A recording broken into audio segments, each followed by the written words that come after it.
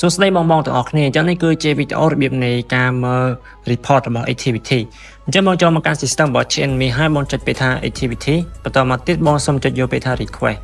អញ្ចឹងនៅត្រង់ចំណុចនេះវានឹងបង្ហាញជាទិន្នន័យជូនបងតែម្ដងបាទអញ្ចឹងទី1គឺមានឈ្មោះបុគ្គលិក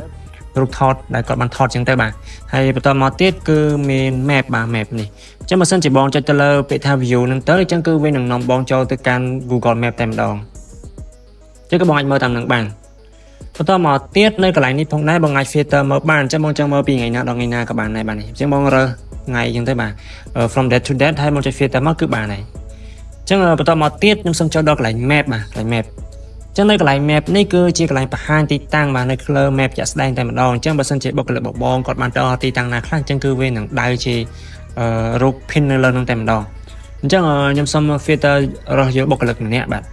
ចាំបញ្ជាក់បន្តិចនៅកន្លែងនេះបងមើលបានតែបុគ្គលិកម្ដងម្នាក់ទេបងអាចមើលម្ដងបានទាំងអស់ទេបាទអញ្ចឹងបើសិនជាបងមើលទាំងអស់គឺវា slow បាទអញ្ចឹងបានជា CNME គឺ design ចេញមកឲ្យមើលតាមម្នាក់ទេបាទអញ្ចឹងចុច filter មកគឺបានហើយ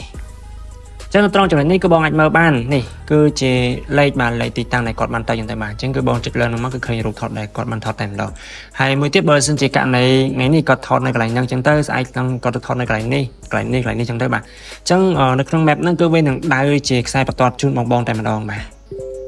បន្តមកទៀតបងចូលមកកាន់ពាក្យថា report អញ្ចឹងនៅកន្លែង report នេះគឺជាកន្លែងបង្ហាញទិន្នន័យ report ខ្លីៗបាទអញ្ចឹងនេះបងឃើញមាន column customer name phone amount អញ្ចឹងនេះដោយសារតែបងគ្រាន់តែប្រើជាមុខងារ activity ថតរូបធម្មតាទេអញ្ចឹងគឺវាបង្ហាញតែទិន្នន័យប៉ុណ្ណេះទេបាទនេះអញ្ចឹងបើសិនជាបងចង់បង្ហាញទិន្នន័យ